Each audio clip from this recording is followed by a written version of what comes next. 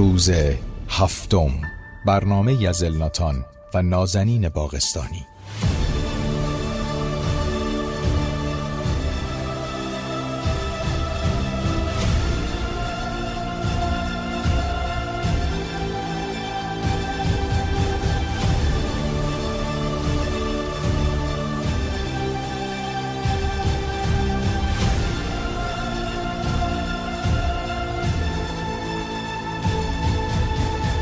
با درود و عصر بخیر، الناتان باغستانی هستم. برنامه روز هفتم. خوش آمدید. پخش زنده در خدمت نازنین خانم گل هستیم. آقای استیو. بله، نازنین هستم. خوشحالم که امروز هم در برنامه روز هفتم با شما عزیزان هستیم. بله، یک هفته پر از سر و صدا و اتفاقای بد افتاده، ولی خیلی دردناکه. آره خیلی همه ما با خبری تصاویری که میبینیم و خبرهایی که میشنویم خیلی دردآوره. نصیب هیچ کی نشه، واقعا نشه. با ما باشید در این برنامه که در خدمت هستیم. راجع به مطلب مهمی میخوایم با هم دیگه صحبت کنیم.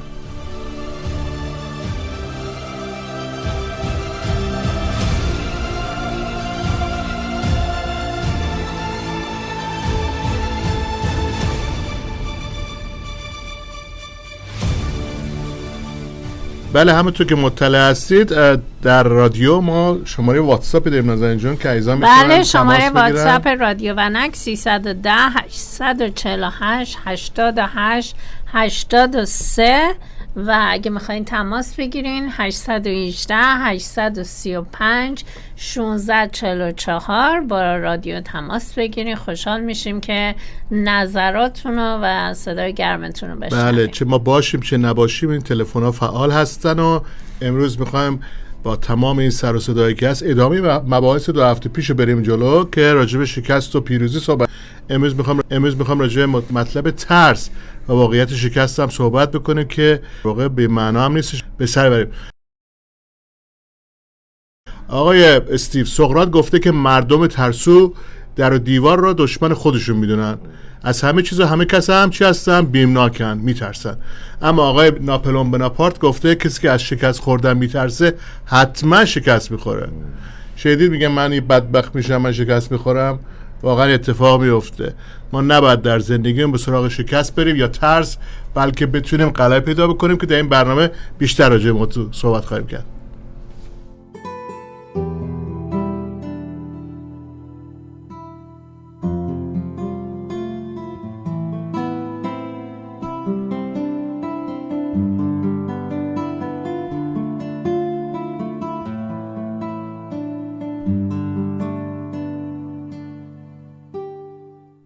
قبل از که راجع موضوع شکست و واقعیت شکست، ترس و واقعیت شکست صحبت کنیم، میخواستم به دوستان کلیمو بگم اگه برنامه ما رو میشنوید، واقعا در این شرایط که در اسرائیل داره میفته واقعا متاسفیم. خود ما دوستان خیلی خوبی داریم در اورشلیم که زندگی میکنن. جلیل باشو تماس گرفتیم، گفتیم به فکرتون هستیم. میدونم یه موضوعی هست که بسیاری از ما نیز ناراحتیم، چون بی مناسبت هم نیست، بی ربط هم نیست با اون اتفاقی که تو کشورمون داره میفته. همه دیگه از این موضوع با خبر هستن، ولی بنده کسی نیستم، ولی واقعا محکوم میکنیم این جنایات. هم تو که نازنین جون همه دلخراش هستن. خودمون رو سعی میکنیم که همدم و همدرد مردم اون منطقه بدونیم. بله، براشون دعا میکنیم و واقعا هر کاری که از دستمون بر بیاد انجام میدیم. حتی تیم های مدیکال دارن میفرستن و دوستان ما بعضی رو که میشناسیم دارن میرن برای کمک و واقعا شرایط دردناکیه، شرایط خیلی سختیه و خداوند رحم کنه. خب حتما دوستان کلیمی اقلا میدونن که 500,000 ایرانی ما اونجا داریم در اورشلیم. بله، ایرانی خیلی آره، 500,000 هستن. چقدر موفق و چقدر غیرت دارن برای کشور ما ایران. جالبه که من در این ایام قبل برم اونجا، اگه یادتون باشه دوست ما و همسرشون رفتن چند روز گذشته از فرودگاه گیر کرده بودن، در حالی که فرودگاه داشت بمبارون میشد این هم منطقه. آره، تونستن پروازا کنسل شده بود و نمیتونستن هیچ جا برن. آره. به حال تونستن فرار کنن بیان بیرون، الان در مکان بهتری هستن. ولی به حال کدوم انسانه؟ حالا ما کلیمی شاید نیستیم، شاید کشور ما ایران هست و در اون کشور زندگی نکردیم. چه کشور بسیار قشنگ و تاریخی هستش، چه برای باورمندان چه برای توریستا، ولی کی میتونه بی تفاوت باشه؟ امیدوارم که هر چه زودتر، حتی همه امشب، تمام اتفاقات تلخ متوقف بشه. کسایی که دستن در کار هستن، کسایی که به هر علتی جنایت رو دارن میکنن، سر عقل بیان و در خانه دعا، ما یه خانه دعای هست اینجا، شرکت میکنیم، 1 ساعت دعا کردیم برای صلح و آشتی. مطمئنم که در اون قسمت دیگه هم افرادی هستن که خودشون نمیخوان که دچار همچین گرفتاری و مرگ و میرایی بشن، به حال بچه دارن، زندگی دارن، ولی به حال سردمداران و آدمای خودخواه دارن این کارا رو میکنن. در اصل خواستیم که در ابتدای برنامه بگیم که چون از هفته گذشته در خدمتتون نبودیم، واقعا متاسفیم و شخصا و همراه همسرم محکوم میکنیم و منتظریم که اتفاق خوب بیفته. اما بگه به مطلبی که راجعش صحبت میکنیم، کلمه شکست در دل بسیار از ما ترس رو به وجود میاره. یعنی ما در 1 سال گذشته که نهضت و جنبش زن زندگی آزادی بود، با این موضوع بسیار رو در رو بودیم. هنوزم نگران هستیم، هنوزم که اون جنایات رو بیاد میاریم و اتفاقی که برای دختران و پسران جوان و خانواده افتاد ترس رو به دل میاره. گاهی وقتا آدم ها فکر میکنن که شکست خوردن. حالا اگه از موضوع اجتماعی عبور کنیم، در هر امری، حتی در کسب و کار هم اگه موضوع شکست باشه، بسیاری وقتی بهش فکر میکنن تنشون میلرزه. همه ما در برهه‌ای از زمان دوستان احساس ترس رو تجربه کردیم، چه در زندگی شخصی و چه شغلمون. شما تجربه کردین از اینجا؟ ترسو که ما 32 سال با هم زندگی میکنیم. بله. خیلی زندگی ما چیز بوده، نه چی میگن، مارکوپولوی بوده. در این زندگی ما بارها اتفاقات بدی افتاده. بله. چه موقعی که ابتدای ازدواجم بود، چه بعداً برای موضوعات مهاجرت و اینها. واقعا زمانهایی میرسه آدم تنش میلرزه. بله، ترس خب همیشه هست، ولی موضوع اینه که شما به ترس جا بدی و ترس تو رو کنترل کنه. درسته. اون موقع است که شرایط وخیم میشه، شرایط بد میشه. یعنی ترس هست، بله، شرایط سخت پیش میاد، شکست ها هست تو زندگی، ولی اگه جا بخوری، اگه بلرزی، اگه بترسی و اجازه بدی که ترس تو رو از پا بندازه، اون دیگه خطرناکه. یه نفر میشه پروانه میبینه، میبینه میترسه، جیغ میزنه، راجع به اون صحبت نمیکنه. راجع به اون صحبت نمیکنه، ولی آره اون منو میترم، من وحشت دارم از مارمولک. وای یادته؟ بله. ماه پیش بود که این دوستمون مارمولک داشت و اوورد جلوی صورت. مارمولک از این گربه بود البته. آره، از این اگوانا بود. آره. من گذاشتم، من برکه بگم نمیترسم، عکس العمل نشون ندادم، ولی نازنین داشت خونه رو تکون میداد. اصلا راجع به صحبت نمی‌کنه در حال. میدونم که دوستان راجع به این مسائل، ولی اونم ترسه، اونم ولی اون ترس. شما سوار هواپیما شدید چند شب پیش نترسیدید؟ نه، من صحبت نمی‌کنم. لندن آیم رفتم اون بالاها نترسیدم. نه، من لندن بودید؟ از بلندی اصلا نمیترسم و لذت هم میبرم تازه. خب ولی ترس از شکست ترس عمیقی نازنین جان که میتونه. این ترس فرق میکنه. این ترس مقطعی نیست. یه ترسیه که واقعا از آیندت انگار میترسی، از فردات میترسی، نمیتونی فانکشن کنی. آره، میتونه واقعا در جنبه‌های مختلف زندگی آدم‌ها تأثیر بذاره. یعنی شما توجه کنید که یه بچه‌ای که در جنگ ایران و عراق بوده، که الان شاید پیرمردی شده، مرد میان سالی شده، یک بچه‌ای که الان در اون جبهه خیلی وحشتناک کنونی قرار داره، وقتی بزرگ میشه نمیتونه یه بچه معمولی باشه، هر چقدر یادش بره، هر چقدر فقط یک ذهنیت داشته باشه. این ترسا میتونه برای همیشه تو زندگی آدما تاثیر بذاره. گاهی وقتا تو طلاقای آدمایی نمیبینیم، آدما به دلایل مختلف اصلا جدا میشن، ولی شاید بیشترین ضربه رو اون بچه‌ها میخورن. شاید شنوندگان ما متوجه شدن شخصا خیلی از طلاق متنفرم، بدم میاد و موضوعی است که واقعا امیدوارم که در خانواده‌های هر ایرانی اتفاق نیفته، هیچ ایرانی اتفاق نیفته. این احساس به طرق مختلف میتونه اجتناب از انجام وظایف و افراد رو تحت تاثیر قرار بده، احساسات اونها رو ناتوان کنه، اضطراب و احساس از دست دادن کنترل خودشون رو به وجود بیاره و میتونه تو موارد دیگه هم شدیداً دیده بشه، به شکلی که اون چیزی که امروز ما بهش میگیم فوبیا، اون ترس فوبیایی. یه بار راجع فوبیا صحبت کنیم حتما متخصصی هستن گوش میکنن.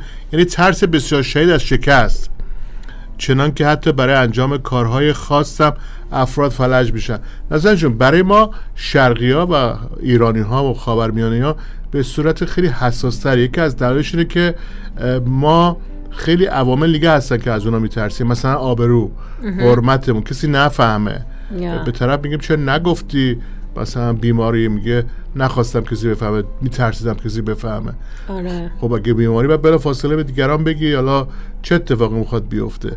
ولی این موضوع که یه بارم راجع بهش صحبت کنیم حتما، گاهی وقتا آدم‌ها رو فلج میکنه، یعنی نمیتونن تصمیم بگیرن، نمیتونن قدمی بردارن برن جلوتر. حال ترس چیز بدیه. ترس همیشه که از بزرگترین دغدغه‌های آدم‌های هر دوره‌ای بوده. من امروز فکر می‌کردم شخصا که در دوران گذشته که جنگ‌ها و وباها و بیماری‌ها بوده چطور آدم‌ها زندگی می‌کردن، ولی امروز هم همینطوریه. چه قرن گذشته و اولیه که ترس‌ها بیشتر نازن جون از عوامل طبیعی بودش، طرف اصلا از حیوانات شاید بیشتر می‌ترسید. حالا امروز مردم از تلفن دستشون هم بترسن. من دیدم طرف یادش رفته دستش خورده به تلفن، صداش و اطلاعاتش رفته جای دیگه نبود بره. آره. مردم به عبارت از سایه خودشون هم میترسن. آره. شاید در قرن 21 که ما زندگی میکنیم یکی از بزرگترین معضلایی که انسان باش سر کار داره این جنگ ترس هستش. شما یه چیزی راجع به ترس چند وقت پیش گفتید، ترس مثل دزد میمونه نه که از بین میبره. به چی فکر میکنی؟ ترس پیروزی‌هاتو میدزده. پیروزیاتو نه؟ آره. موفقیت هاتو میدزده. واقعا همینطوره. پس وقتی از شکست میترسیم درسته، اجازه نمیده که ما پیشرفت کنیم. آره. یعنی یک مانع بزرگی هست. درسته. چون میترسیم دوباره اقدام کنیم، میترسیم دوباره پا بشیم همون کار رو تکرار کنیم یا برای اون موضوع تلاش کنیم. میترسیم، آره. وحشت داریم که دوباره شکست بخوریم، دوباره آبرومون بره. خب من میترسم کسی بفهمه. به عبارتی ترس همیشه سعی داره ما رو ضعیف نشون بده، ما کوچیک باشیم. میدونی یک دشمن واقعیه و با دوست سمی خودش که استرس نام داره خیلی با هم متحدن. دوست و ترس و استرس بله، ما رو از پیشرفت و ترقی باز میداره. بله بله. درسته؟ چون استرس میاره، ترس استرس میاره. آره. و ما نمیخوایم در استرس باشیم. نه. ما دنبال آرامشیم. خب برای اینکه نمیخوایم بترسیم، نمیخوایم استرس داشته باشیم، درسته، پیش نمیریم. اما واقعا آدم باید شجاع باشن. درسته که شاید که برگرده بگه آقا واسه شما این برای دنیا نشستی نمیدونی که تو جبهه داره چی میگذره. من واقعا در خانواده‌ام که با بچه‌ها هستیم میگم خدا شکر کنید دیشب تو رخت خواب خودتون خوابیدید، بالاخره امکانات رفاهی خودتون دارید، در حالی که در این لحظه مردم شاید یه سوراخ موش هم به عبارتی دنبال میگردن که پناه ببرن و اتفاقی نیفته. یک کلیپ کوچیکی دیدم بعد از ظهر که چطور وزیر امور خارجه انگلستان وقتی شنید داره بمبارو میشه منطقه فرار کردن با همراهاشون برن یه جای پناه بیارن. خیلی ساعت وحشتناکه. و ها شاید دوستانی که در جنگ ایران و عراق بودن میدونن که این تجربه بسیار بسیار وحشتناکه، ولی ما نباید از این هیولای بزرگ بترسیم، در برابرش با شجاعت بایستیم. من اینو مثلا ما ایرانی ها میگم که به عبارتی دولتی مثل دولت جمهوری اسلامی در ایران خودشو بزرگ نشون میده که نیست، در این که تمامی منابع قدرت رو داره، ولی اگه خوب نگاه بکنه قدرت یک ملت، یک قوم خیلی قوی تر از حتی چند نفری که در رأس کار قرار گرفتن. حالا میخواد اسمش هیتلر باشه، میخواد موسولینی باشه، هر کی باشه. بنابراین اگر ما در افکارمون، در زندگیمون، در خانوادهمون یک چیزی رو دشمن احساس میکنیم که هست و ازش میترسیم یا احساس شکست میکنیم، در این شرایط وحشتناک باید شجاعت کامل رو از خودمون هم نشون بدیم، در برابر اونا بایستیم. حالا بیا با هم صحبت کنیم از اینجا. میخوام شما این مبحث رو شروع کنید که چه چیزی باعث میشه ما بترسیم، یه خود ریشه آبی هم بکنیم. ها؟ بله، ریشه های ترس رو با هم بررسی کنیم. اولین نکته شیوه تربیته. یعنی خب اگه از بچگی تو رو از نمیدونم حیوانات بترسونن، خب بزرگم بشی این همیشه تو ذهنته، این ترس باهات همراهه. درسته. و مخصوصا تو ایرانی ها ما دوست داریم با ترس کنترل کنیم همدیگر رو. مثلا به بچه بگیم بخواب اگه عمو میاد، ها؟ آره بخواب فلانی میاد، یا لولو خورخوره میاد، یا ترسو داشته میکاره. آره میترسونیم بچه ها رو. یا اینکه از خدا میترسونیم. چقدر بده نه؟ ما نمیکنیم میکنه ولی مذهبیون این کارو میکنن. نه مذهبیون میگن که این کارو نکن خدا میزنتت، خدا لعنتت میکنه، نمیدونم بلا سرت میاد. خدای نیکویه، چرا انقدر بدی کنه؟ چقدر مثل یک چی میگن تایرنت چی میشه، مثل یه دیکتاتور بالا سرت وایساده داره بهت میگه بکن نکن. نه خدا اینطور نیست. خدا رو بد به تصویر کشوندن متاسفانه مذهبیان. ولی تربیت ما خیلی در شکل گیری و در موفقیت و شکست های ما در کار هستش. بله. اگه والدین ما انتقادگر بودند و حمایت نکردند یا دائما شکست های گذشتمون رو به یاد ما می آوردن، خب ما به پیش نمی رفتیم یا اصلا با خانواده‌مون در میون نمیگذاشتیم. که باز دوباره از ما انتقاد میکنن. من دیدم والدین به بچه‌هاشون میگن تو نمیفهمی، کی میخوای بفهمی؟ این خیلی بده نه؟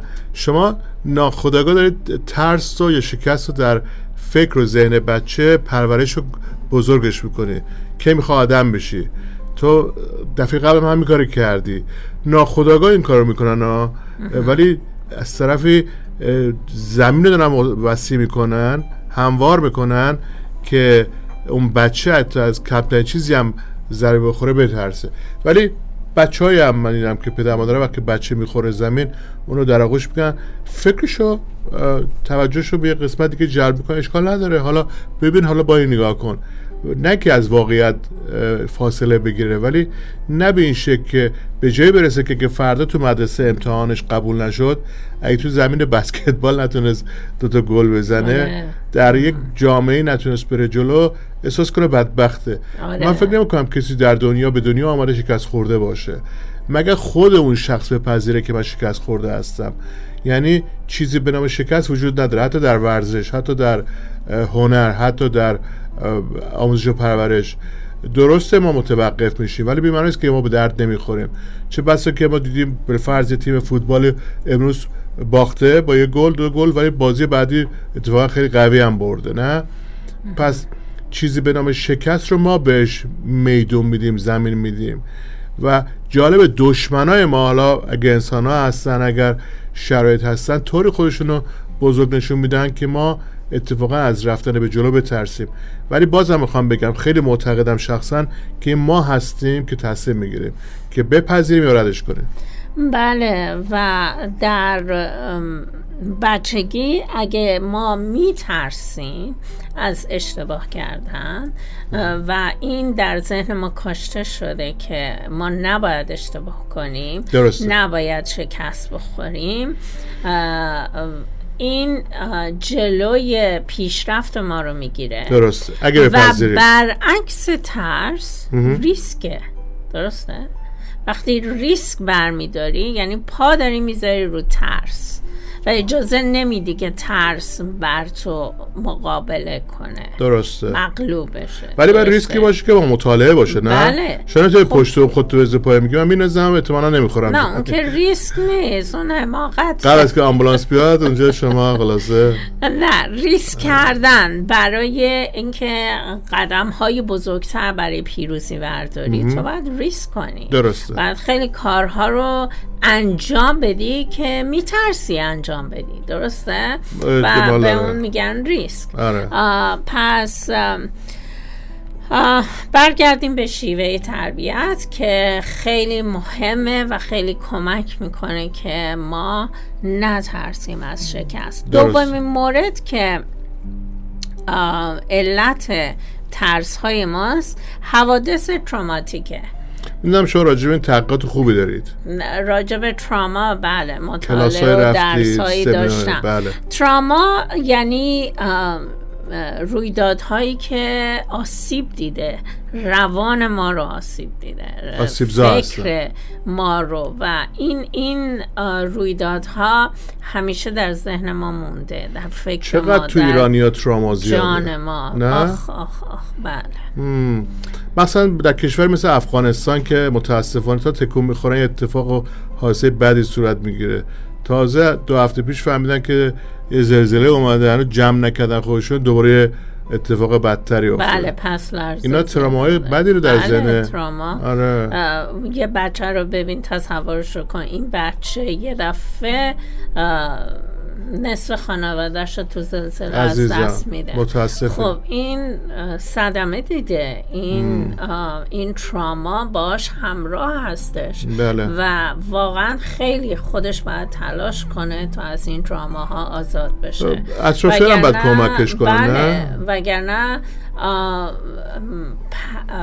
پیامدهای بدی خواهد داشت.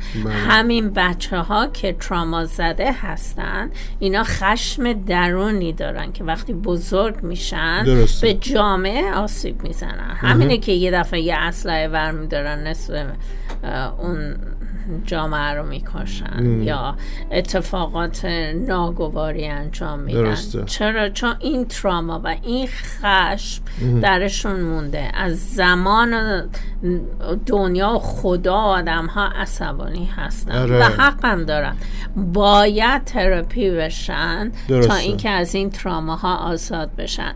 پس کلن این حوادث های تراماتیک جلوگیری میکنه از پیروزی و یک ترس درونی هست که اجازه نمیده که اینا پیشرفت کنن، به جلو برن. و کاملا آسیب دیدن و این اتفاقات ناگواری که در زندگیشون اتفاق افتاده مدتی طول میکشه که بر اندوه و غمشون غلبه پیدا کنن و احساس امنیت کنن. و این احساس ناامنی تو هم با دلسردی و گوشه‌گیری نتیجه ترامای روحیه که شاید نتیجه تصادف باشه، تجاوز باشه و خیلی اتفاقات ناگوار که من فکر کنم اگه ما شنوندگان داریم که حالا دارن ما رو میشنون یا که تکرار این برنامه رو میشنون یا اگه کنه این کلیپی رو که ما تهیه میکنیم با مسئولین رادیو بعدا نگاه میکنن، اگه چنین رویدادهای و فجایعی تو زندگیشون وجود داشته باید با کسی صحبت بکنن. بله کمک بگیرن. آره باید چون به تنهایی نمیتونن خوب بشن. اونم تو آمریکا که ما زندگی میکنیم بسیار منابع وجود داره، کافیه که تماس بگیرن، حالا از یک فرد زیست‌صلاحی بپرسن که من چیکار بکنم، ولی لازم نیست که در خودشون بمونن. امروزه در کشور ما ایران کم اخبار نمیشنویم که مثلا بچه‌ها دارن خودکشی میکنن. حالا اگه دولت این کار نکرده باشه کار خاطر همین اتفاقی که داره میفته، مثل اون آدمایی که متاسفانه که از اقوامشون نزدیکان خانوادگی بهشون دست رازی کردن، تعرض کردن و حالا صحبت بشه، بعد بیان بشه، نه که در خودشون اون رو قرار بدن و خفه بشن، بلکه خودشون تصمیم بگیرن که هم آزاد بشن. مثلا در این بلایی که صورت میگیره شاید این تعلیم غلط که وجود داره با رد کنیم که صورت هم با سیلیسی نفهمه. چرا نباید بفهمه؟ چرا باید غرور داشته باشم؟ وقتی من یادمه نوجوان بودم، منزل که دوستان اغلب شبا میرفتن، مادرشون محبت داشتن. یه روز دیر وقت شد، مادر ایشون روشون شد و گفتش که بمون الناتان. خیلی جوان بودم من، گفتم نه دیگه برم. اینها تعارف کردم، تعارفی که از بدترین چیزاست. رفتم متاسفانه اون موقع تلفن چیزام نبودش دیگه.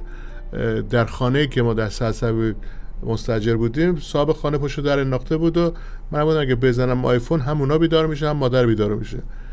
خدا روز بعد بهتون نده، من اون شب تا صبح تو خیابون ها رفتم تو خیابون شهرآرا و گیشا. آره فقط خب جوانم بودم البته، ولی چرا باید تعارف کنی؟ بله. ایشون داره میگه بمون، شما میگه نه میخوام برم بهتره. پس همیشه ببینیم که ما تو چه موقعیتی هستیم. ما امروز برای شما کمدیه، ولی من اون شب یادم بغل اداره گذرنامه یه مبل پاره افتاده بود اونجا 2 ساعت روش دراز کشیدم. آره در اصل پس این تراماها در ذهن آدم گاهی وقتا میمونه که ازش عبور نکنن. بله. از این فجایع خدا رو شکر که شما عبور کردی از اون تراما دیگه. امروز یه همسر خوب داریم. آره بریم آگهی ها، میریم کم کم آگهی ها. موافق هستید آقای استیو؟ محبت کنید آگهی ها رو پخش کنید، ما هم دیگه بریم، ما باشید. برمیگردیم این مبحث رو با هم ادامه میدیم.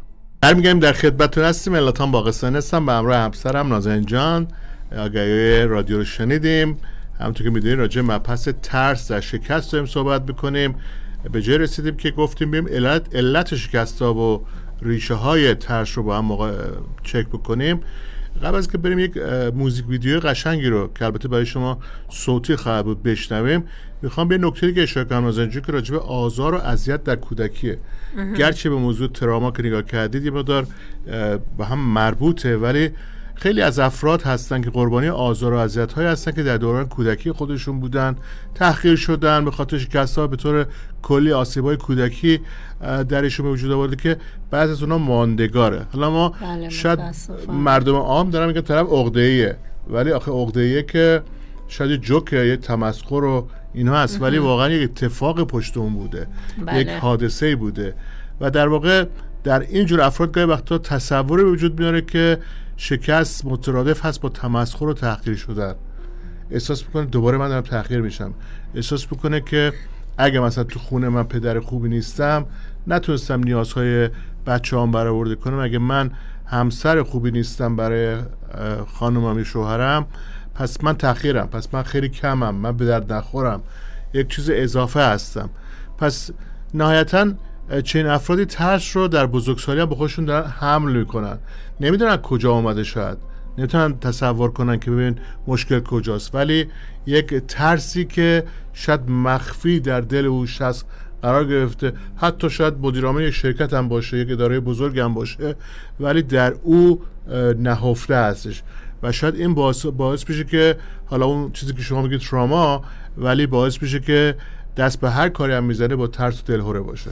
چون ببین تو بچگی اون اتفاق افتاده که نتیجه بدی براش داشته. درسته. و این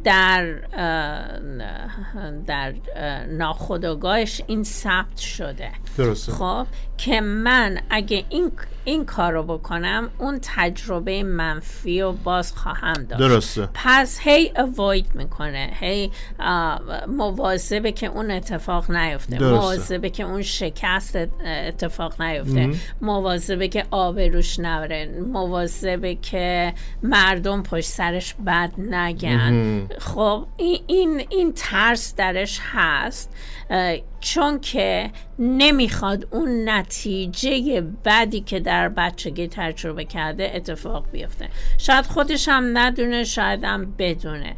برای همین این ترس، این تجربه توش ثبت شده. درسته. و این جلوگیر پیشرفته، جلوگیر فعال بودن زندگیشه. آره. و بعد این کنکاش بشه، خودش درک کنه، پیدا کنه که مشکل از کجاست، درمان بشه. نه درمان بشه. من احساس میکنم کسایی هستن گوش میکنن که همچین معضلایی رو باهاش دست پنجه نرم میکنن، حتما تماس بگیرید، ما میتونیم شما رو کمک کنیم. نازنین جون مخصوصا تیمی که دارن مثل خودشون دوره دیدن، همونطور که گفتن طبیعتا به صورت رایگان و داوطلبانه میتونیم شما رو خدمت کنیم.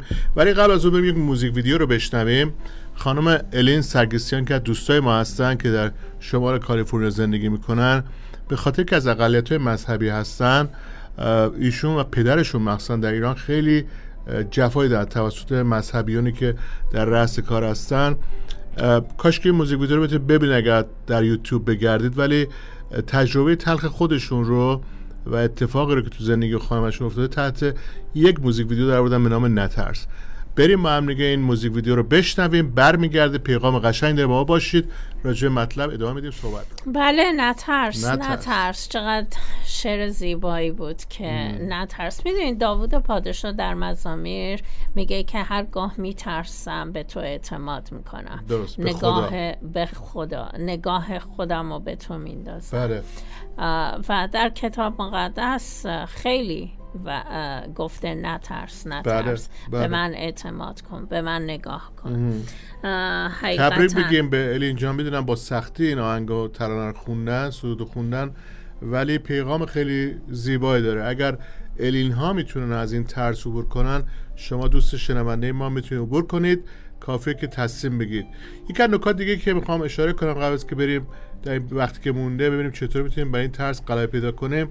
یکی از دلایلی که باعث میشه که ترس آدم‌ها رو در بر بگیره کمبود عزت نفس هستش، یا اعتماد به نفس که بسیار هم فراوونه در جامعه ما. متاسفانه ماحصل این مذهب دروغین و تفکر شیطانی بیشتر روی نسل فعلی ما تاثیر گذاشته، در واقع باعث میشه که ترس تقویت بشه و ما خودمون رو به مرور زمان یک فرد شکست خورده ببینیم، بگیم حالا آهنگاش هم درست کردن دوستان، اینه دیگه چیکار کنیم دیگه، همینی که هسته.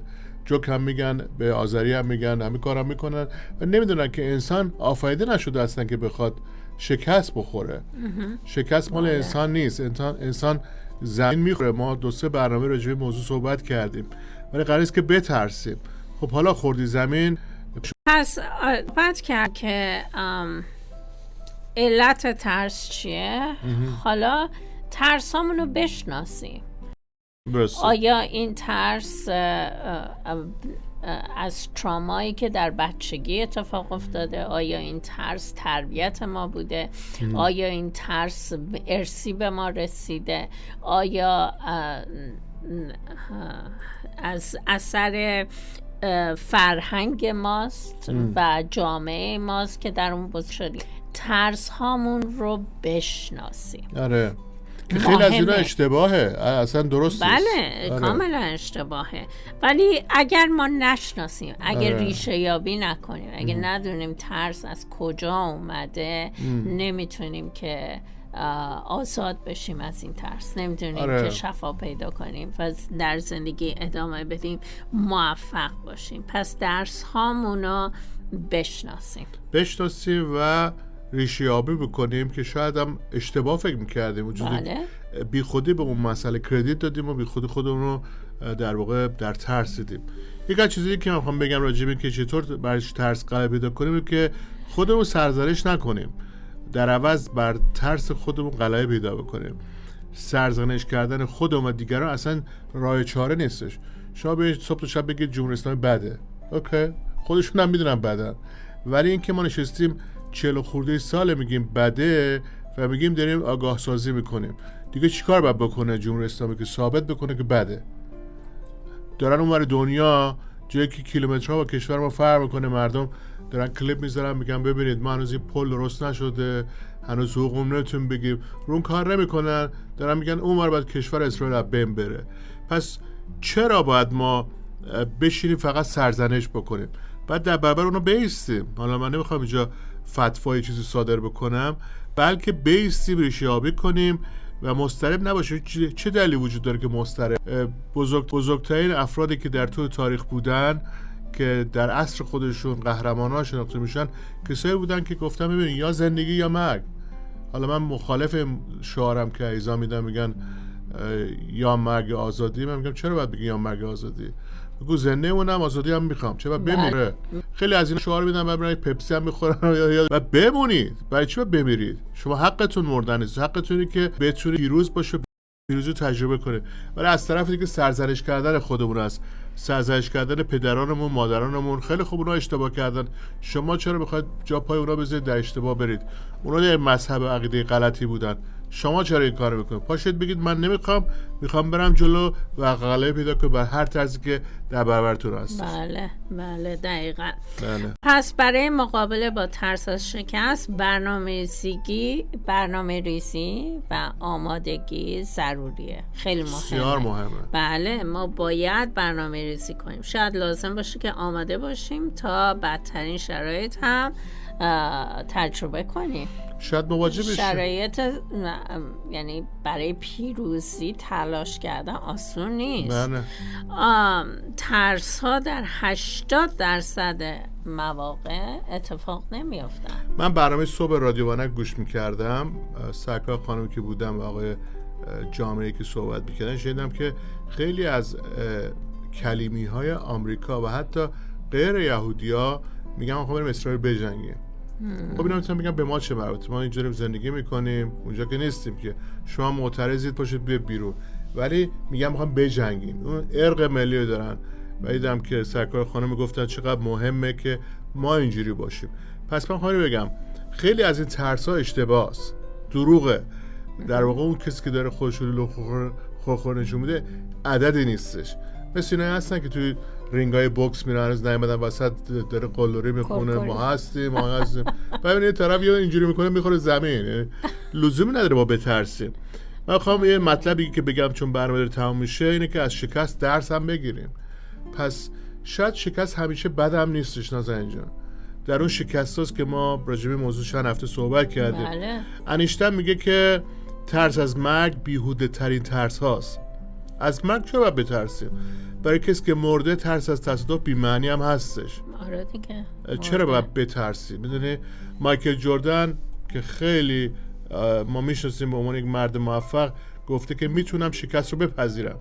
همه در چیزی شکست میخورن. بخاطر اتفاق میفته.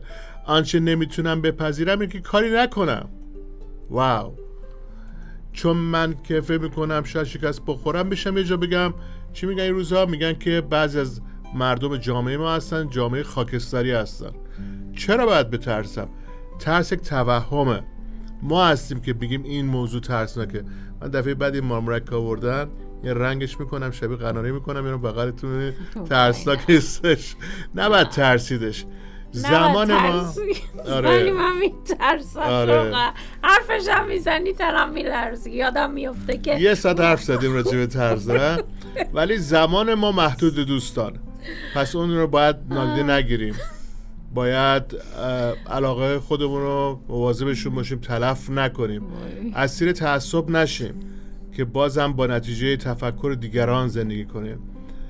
اجازه ندیم که سر و صدای عقیده دیگران صدای درونی ما رو که احتمالاً موفقیت و پیروزی هست رو در خودش غرق کنه، از بین ببره. و مهمتر از همه قدرت و جرأت رو دنبال بکنیم، قلب و بینش خودمون رو داشته باشیم. آنچه که شما فکر میکنید با ارزشه.